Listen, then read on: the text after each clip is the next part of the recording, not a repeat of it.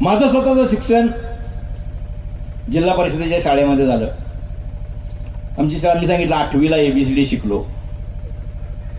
ते फार नाही, 3 शाळांच्या मध्ये म्हणून एक इंग्रजी शिक्षक होता. त्यामुळे इंग्रजीचे वाईट संस्कार माझ्याकडे झाले नाहीत. मला इंग्रजी वाचावं लागलं, त्यामुळे इंग्रजी बऱ्यापैकी आलं. माझी दोन्ही पोरं जिल्हा परिषद शाळेमध्ये शिकलेली आहेत. कराड नावाच्या गावामध्ये मी होतो. माझा थोरला मुलगा जो IISc बेंगलोरमधनं PhD झाला,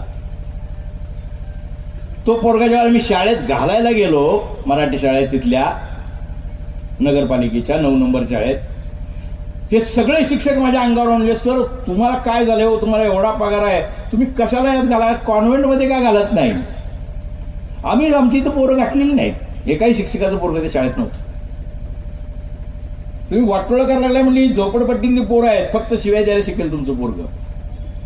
मी त्यांना सांगितलं होतं की पोराला शिव्या द्यायला आल्याच पाहिजेत, पण शिव्या द्यायच्या नसतात हे शिकवायसाठी तुम्ही आणि आम्ही. शिव्या येण्यात काय प्रॉब्लेम आहे?